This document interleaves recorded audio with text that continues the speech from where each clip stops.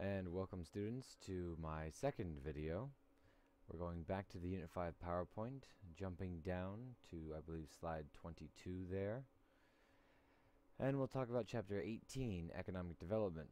And if we have time, we'll talk about Chapter 19 in Globalization. So first, our questions to begin our chapter. 1. How do economists measure a country's level of economic development? And 2. Which economic activities are most clearly associated with different levels of development?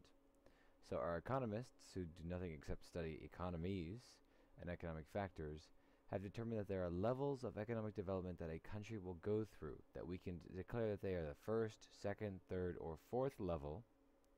Now this is separate from their economic system, which is how they answer those questions of scarcity, of supply and demand. Okay. So let's start off with economic development.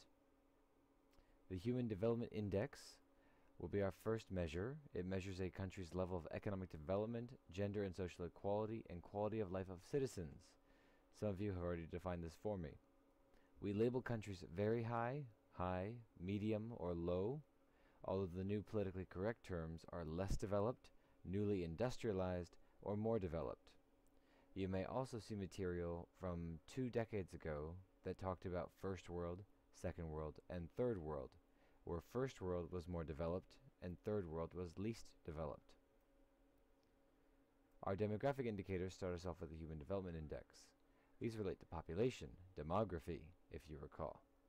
Life expectancy, the average number of years an individual is expected to live, affected by poverty, or how poor they are, their diet, or their food they eat, their access to doctors and medicine, and the presence of disease.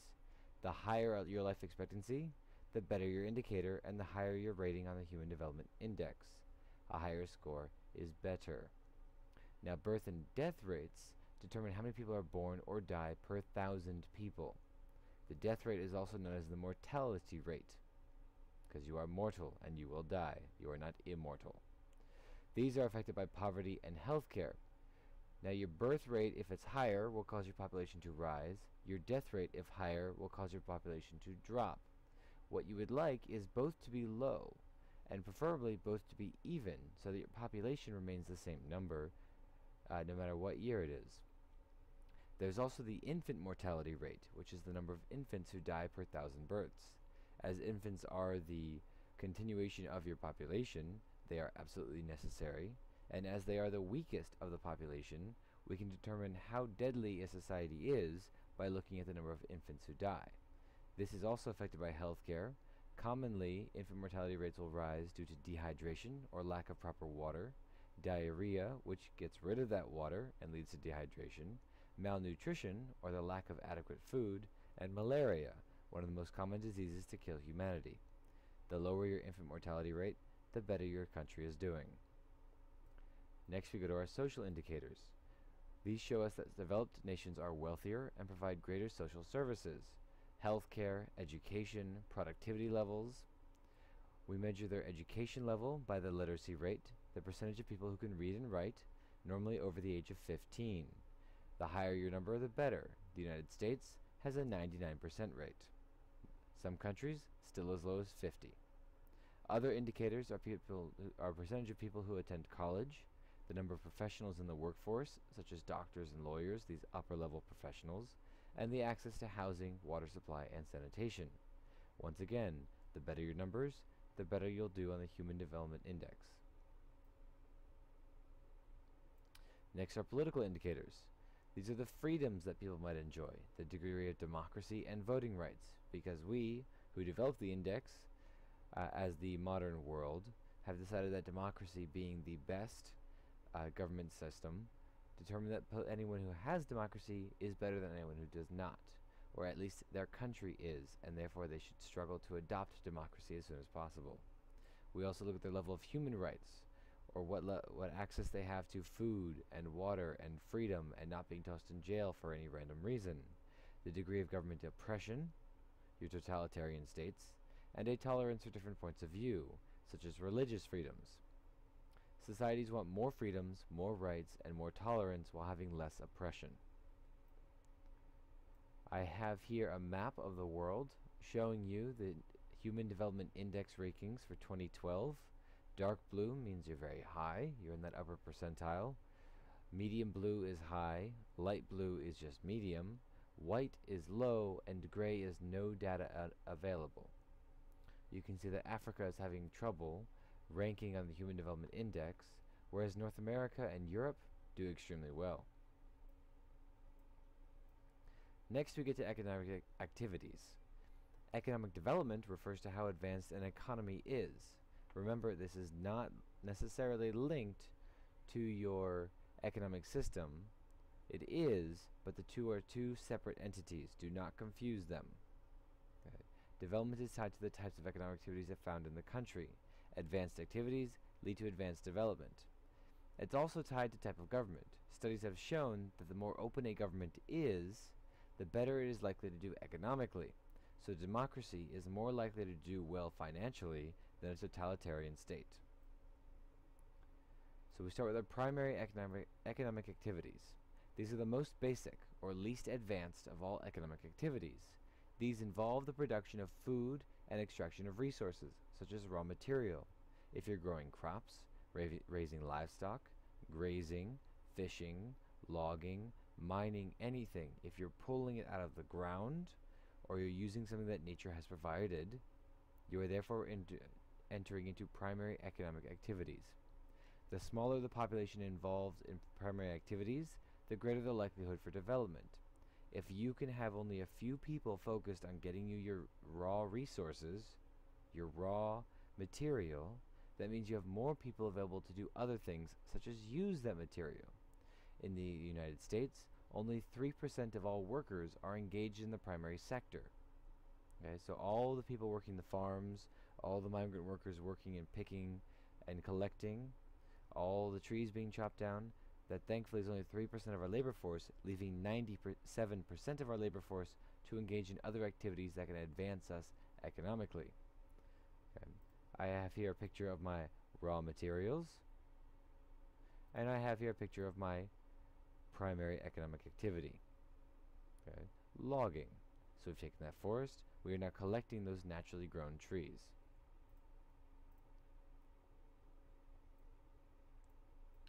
Additional photos. I like logging. It's an easy one. Next we go to secondary activities. Secondary economic activities involve the manufacture and production of goods. So now we are not simply pulling it from nature, now we are changing it into something new. We use these raw materials from the primary activities and give them added value by processing them or changing their form. A cut plank of wood is worth more to you than the raw tree itself, because then you have to cut it yourself. And a finished piece of wood or wood object is worth more to you than that cut plank. So lumber is turned into furniture, mined iron is turned into steel, that steel is then used to make train engines and vehicles, etc. I have here some pictures of secondary economic activities. I also have my lumber activity. Here we turn the wood into furniture. We are still producing a good to buy, but this good is a finished product that uses that raw material. Next we come to tertiary economic activities. Tertiary meaning third, okay, activities deal with services. Now we take these goods that we have created, finished goods from the secondary level, and we are trading them. We are performing a service for consumers rather than providing a good. So we are selling someone. We are acting on behalf of someone. We are working for someone. The lawyer you hire is not selling you a good, a physical object. They are selling you their services. Therefore, they are involved in tertiary economic activities. Teachers, doctors, accountants, truck drivers, musicians, they are performing an activity. This is the majority of the workforce in advanced societies. 80% of the United States labor force are tertiary workers, including myself. Before I get to quaternary, I have a picture of my tertiary level. Now I've taken that wooden furniture and I've put it in a store to sell to people. Now we can move on to quaternary economic activities. Quater, four, quattro. Quaternary or fourth level activities involve information processing and management. Now we're not working for the consumer, we are instead managing the people working for the consumer. We are managing information, we are managing people. This is considered the most advanced of all activities. It requires a high level of technology and education, because you cannot manage other people until you are educated about those people and what they do, and you have therefore gained more experience or more knowledge. These occupations include computer programmers, general managers of companies, and any other activity that involves the management of information or the people, and it does not involve the activities for another person, those sales or other services, or the production of goods. I have here a picture of Mattress Mac, the owner of the furniture store. He may not be involved in selling his goods, he's involved in managing the people who sell his goods. Okay. Now we can link these economic activities, these 4 levels, with development. A less developed country at the bottom of the list will have their majority of workers involved in primary activities, such as subsistence agriculture or commercial agriculture where crops are sold to outside buyers. There are countries that still dedicate the majority of their workforce to producing a cash crop that they cannot eat. They instead sell it to other countries so that they may buy food, such as coffee or cotton. There are countries that do nothing except export those 2 goods in order to get food money. Newly industrialized countries in the middle of the pack, such as China or Thailand, will have larger numbers in secondary activities, like manufacturing, usually for export. China, one of the greatest factory countries, is heavily involved in these secondary activities. At the top are the more developed countries, where the majority of their population is involved in tertiary and quaternary activities. The United States, France, England. We are now involved in the information age. We are not producing goods, we are providing services. We're all about the working for another person, the doctors, the lawyers, the teachers, the computer game creators. All of these are tertiary activities and then are managed by quaternary activities. I guess I have enough time since I upgraded to the new system. I can jump over to Chapter 19, the challenges of globalization. I do not have a PowerPoint for you. I will not be reading this chapter to you. It is 20 pages. Instead, I will briefly touch upon a few points. Our essential questions here are what factors influence where these economic activities we just talked about are located, why do nations carry on trade with each other, and how is globalization transforming the world. We will talk more about globalization throughout the rest of the year, especially when we get to Africa and Asia. But introductory level here, globalization is the creation of a single global economy and community. As different areas talk to each other, they will start influencing each other. They will start changing each other. Cultural diffusion, their cultures will merge. They will influence. Okay. So we have productive resources that we use to have economic activity. The first, natural resources, which of course are materials that come from nature. Minerals, plant fibers, animal products, energy, all these things that go into making a physical thing. They can even include the rivers, lakes, and oceans that often make it possible to bring these materials together. As I quote, "You need water. Water is necessary, not just to drink, but also to serve as an easy transportation source. It is much easier to put all your heavy things on a boat and float it down a river than it is to put them on a truck and spend that gas." Talks about water management. Climate. Climate determines crops you can be grown and are therefore important for agricultural activities. There's a reason the Caribbean islands were highly contested after they were discovered in 1492. They became centers for growing sugarcane, it shows here. Sugarcane was basically addictive to people back then. Today, sugar is nothing. It's in everything you eat. But back then, sugar was extremely difficult to get a hold of, and everyone wanted some. It was therefore expensive, because the demand was so high, supply was so low, that the Caribbean became a valuable commodity. Next is human resources, or the actual people who produce the good. because you cannot have anything without someone to make it for you. Human resources can serve as a major economic resource because they can replace some of your natural resources or some of your climate. If you can use a large supply of labor, you can make up for deficiencies in other areas, as the example here is Japan, and you can read further about that. Lastly is infrastructure, which plays an important role in location. It's all about connecting your cities and connecting your manufacturing and connecting your consumers. Without the roads, without the internet lines, without the telephone lines, without the airplane routes, nothing moves, nothing happens, nothing talks to each other. You need the infrastructure to link it all together. Because it is all about access to consumers. No one makes money unless they have consumers to buy it from them. Okay. It talks about changes in these different factors, and you can read up on them. An example is the Civil War in the United States.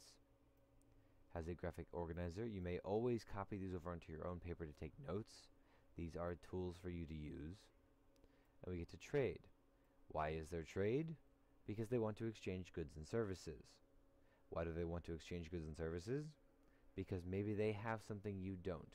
Maybe they have a better version that you want. So, productive resources, things you can produce or use to produce, are not spread evenly around the world.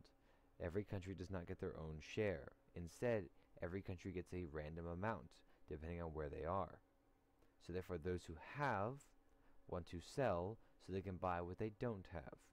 And now we have created trade. So it talks about petroleum, one of the most important in today's economy.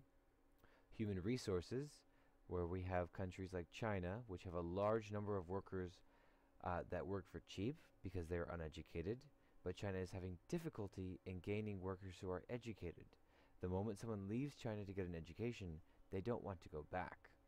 So China needs to struggle to gain a higher educated workforce. Now in trade, you see a lot of specialization, where each region tends to make certain types of goods because it either has the resources on hand or it has figured out a cheaper or better way to produce than another country. If you can do it cheaper, it means you can save money if you sell it at the same price. If it costs you $10 to make and you sell at $20, the moment it only costs you $7 to make, you've just gained $3 in profit.